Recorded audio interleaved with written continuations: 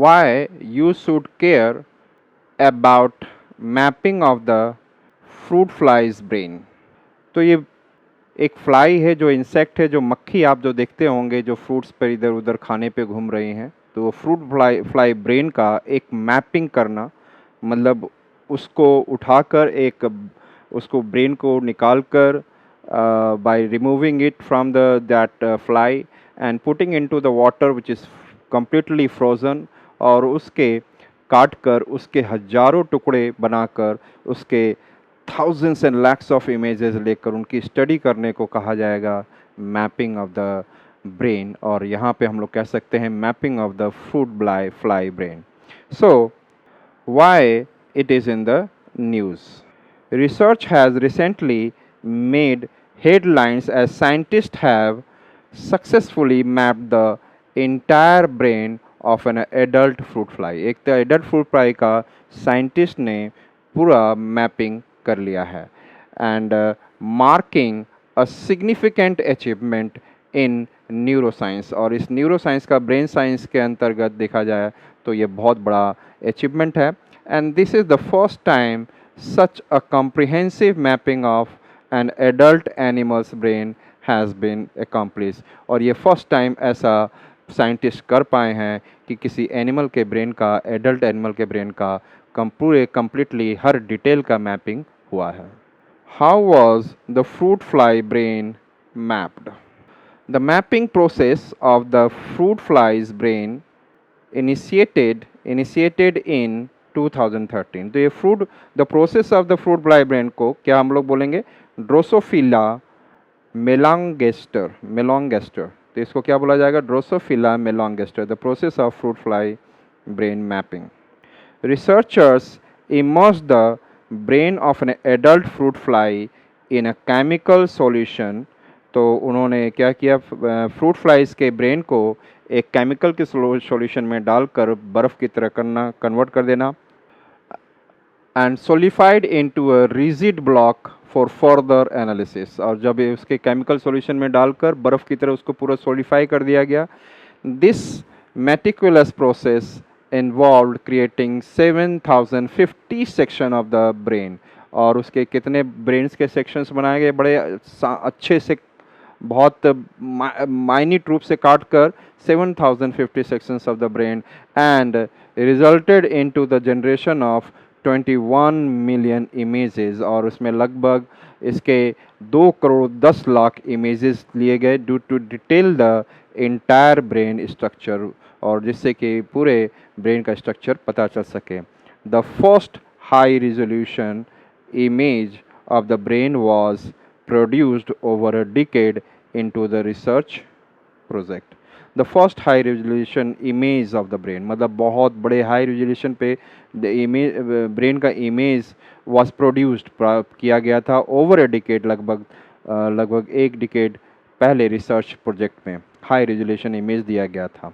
अब देखा जाए कि इस रिसर्च का साइंटिस्ट के द्वारा जो mapping of the fruit fly brain हुआ है उसकी क्या की फाइंडिंग्स हैं।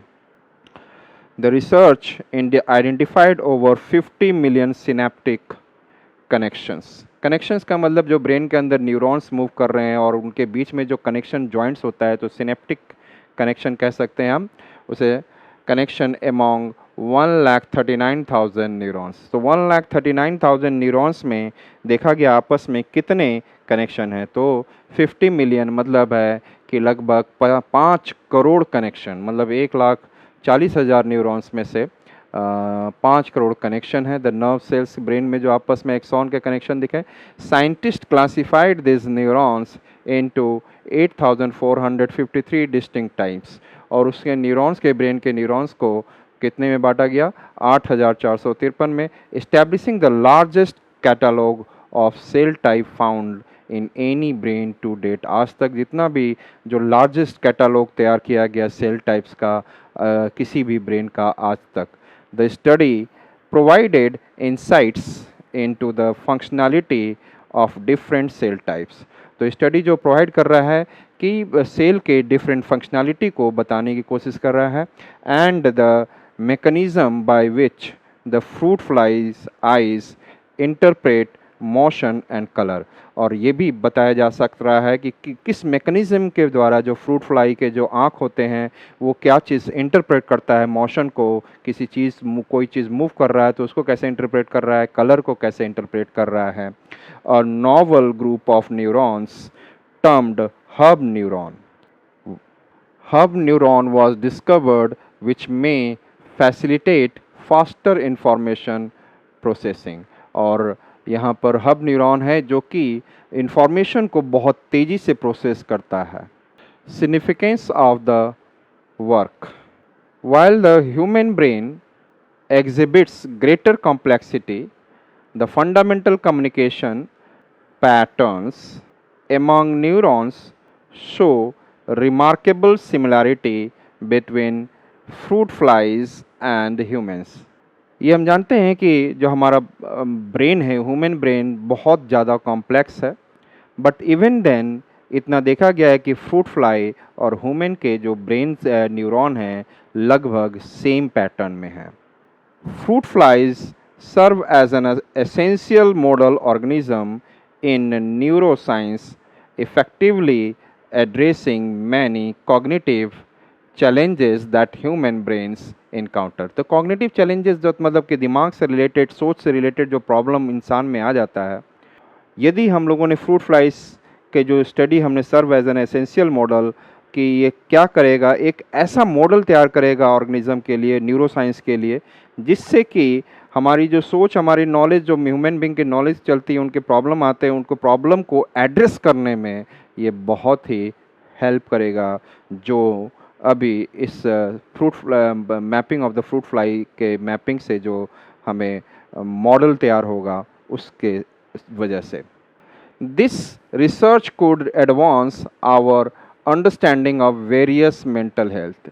तो इस रिसर्च से हमारी जो वेरियस मेंटल हेल्थ है उसकी अंडरस्टैंडिंग एट एडवांस लेवल पे पता चल सकता है। उसके डिसऑर्डर्स जो हैं including Parkinson's disease and depression. Depression है, पार्किंसन डिजीज़ ब्रेन से रिलेटेड डिजीज़ है।